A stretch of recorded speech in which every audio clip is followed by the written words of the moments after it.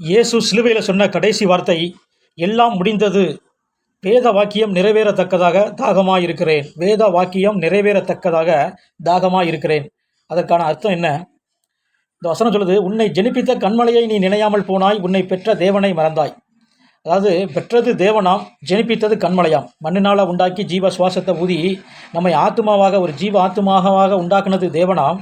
அதை ஜெனிப்பித்தது கண்மலையாம். ஜெனிப்பித்ததுன்னா மறுபடியும் பிள்ளையாக பிறக்கச் செய்தது, தேவனுடைய பிள்ளையாக பிறக்கச் செய்தது வார்த்தையாம், கண்மலையாம், இயேசுவாம். இப்போ எக்ஸாம்பிளோட பார்த்தா ஈஸியாக விளங்கிக்கலாம். ஆபிரகாம் ஈசாக்கை பெற்றான். பெற்றது ஆபிரகாம். ஈசாக்கை பெற்றது ஆபிரகாம். ஏன்னா ஈசாக்கு ஆபிரகாமோட வித்து. ஆனால் ஜெனிப்பித்தது சாராள். அதை ஒரு பிள்ளையாக பிறக்க செய்தது சாராள். அந்த வித்தை கொண்டு ஒரு பிள்ளையாக ஜெனிப்பித்தது சாராளாம். அதே போல் பெற்றது தேவன். நம்மை மறுபடியும் தேவனுடைய பிள்ளையாக ஜெனிப்பித்தது இயேசுவாம். அதாவது கண்மலையான அந்த வார்த்தையாம்.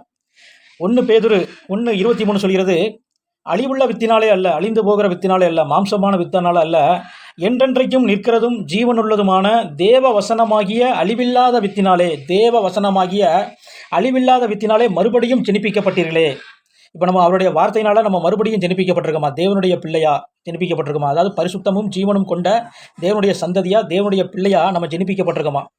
கர்த்தருடைய வசனமோ என்றென்றைக்கும் நிலைத்திருக்கும். உங்களுக்கு சுவிசேஷமாய் அறிவிக்கப்பட்டு வருகிற வசனம் இதுவே. ஸோ சுவிசேஷமாக அறிவிக்கப்பட்டு வருகிற வசனமே இதுதான். இயேசு தான், அவருடைய வார்த்தை தான், அவருடைய உபதேசம் தான். இந்த சுவிசேஷம் தான் நம்மளை தேவனுடைய பிள்ளையாக ஜெனிப்பிக்குமா, அந்த பரிசுத்தத்தையும் ஜீவனையும் கொடுக்குமா. இதை தான் அவர் சிலுவையில் சொல்கிறாரு, வேத வாக்கியம் நிறைவேறத்தக்கதாக தாகமாக இருக்கிறேன். அதாவது தேவனுடைய சந்ததியை காண நான் தாகமாக இருக்கிறேன் அப்படின்னு சொல்கிறாரு. ஆமென்.